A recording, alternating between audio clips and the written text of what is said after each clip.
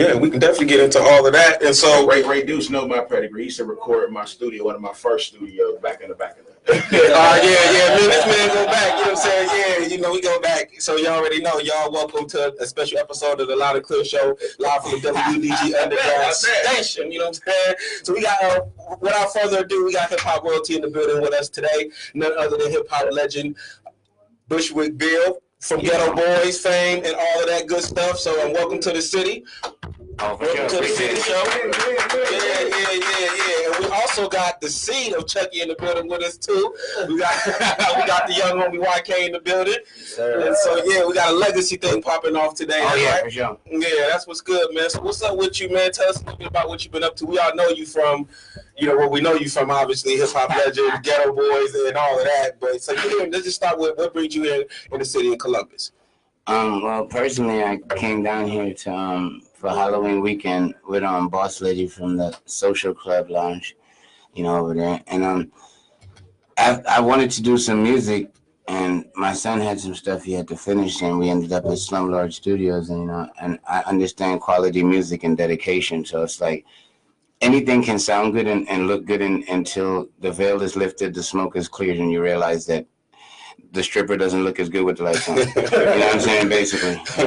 Right. And that's what most people are to me. It's like they keep a like certain aura about themselves that gives them a certain prestigious facade and all the other little things that make them seem important. But the real importance is decency and respect.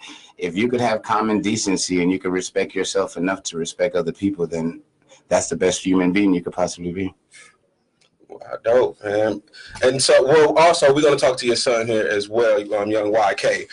And so, what's this, just so I can get this out the way, I'm not going to ask you too many Geto Boys questions, because I know you probably get a lot of those. Nah, yours might be different. Don't deny yourself the right to ask a question. It can only be answered other night. All right, well, that's what's up. All right, well, I'm just going to go ahead with it. So, is there what's the future of the Geto Boys? Can we look forward to any sort of reunion album at any point in time? Honestly, if you really look at, other than when we were consistently on Rap-A-Lot putting out records, if you notice, we never dropped a record every year. Right. It was always a distance between the last record. So in doing that, members have changed, and each person's solo career is doing good and whatever their other different endeavors are.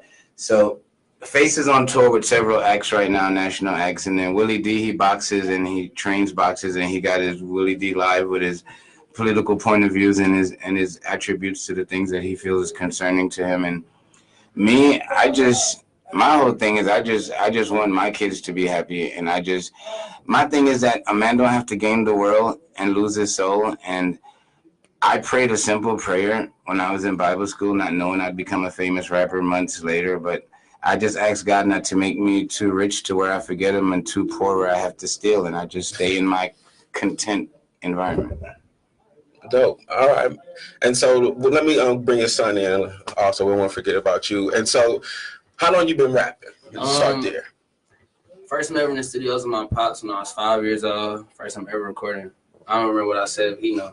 But actually taking it serious, my own time, my own sessions, my own music. I was eighth grade when I started recording my own music, and I'm working in. And I've been writing since I was 7 years old, and I started from poetry, converted over to music, of course, and hooks and all that. But I started poetry first. All right, and so now I know you're probably too young to actually grow up on Geto Boys like I did. I was born in '96. I was born 5 years after the We Can't Be Stopped album. So. Okay, but what do you how do you feel about following in your father's footsteps as far as legacy? Do you feel pressure? No, because the way I went about things, I paved my own lane. I literally probably only did 3 shows with my dad ever my whole career. All my shows I've done literally been by myself, booked in different states, toured in Florida, did shows in Santa Monica, Cali. I've been all over, on my own. We recently started traveling, moving together. And that's why we're working on a project now, because I already built my name to a certain stature to where it's understood I don't need help. I can do this by myself. So. Okay. And so is the Rap-A-Lot family involved? It's always love and respect forever. That's family regardless. They always gonna look out for me, make sure I'm straight, but anything else besides with music, I'm gonna do that myself. I'm gonna take care of that. But I got the backing of them, regardless, because this is born in the family, it's a legacy, it's passed on, because all the hard work my dad has already done. It's already been instilled, and so it's a legacy thing. All right, well, dope. And to any y'all could collab on any projects or any songs yet? Yeah, we already have a song. We finished up. We finished a couple tracks already, but like one of my favorite songs right now, we have all the majority of tracks are produced by Moose. He produced like majority of our project right now. So we working on that and like really picking through features and other like hip hop producers that would fit what's going on and that my pops know has history with. So we implement those and put those like that basically that class barrier between the younger audience and the older audience. I'm gonna put like mix that together because that's the big thing going on right now. It's like a lot of older audiences feel like, oh, the artists are mumble rappers, this and that, but like the game's changed to the fact that like now you can literally be an independent artist and make like 40 bands a month just off streaming. You don't have to sign to nobody, be your own label, make your own label, and just eat off the internet because everything is marketing. Everything's broken down to an algorithm to where people literally would do something else and get a response. You be like, why does a rapper wearing a dress? Just be mentioning saying he wearing a dress. You're going to tell your friend, tell a friend, tell a friend. Everybody know that rapper for wearing that dress. But everybody know that rapper now. They would never know him if they never wore a dress or what this because everything's marketing these days. You don't have to be talented whatsoever. So how you feel about that? Like, how you feel about rappers that wear dresses? I understand it. Like, if you don't understand it and you like basically like hating it because you don't understand it, then you'll just feel some type of way. But the way it is, I understand it, so I use it to my benefit. Like I help people pay me to market their stuff, and I understand the internet, like the whole algorithms, how things post, and what percentage of people view this and that. Like it's all down to the science. Right. So basically,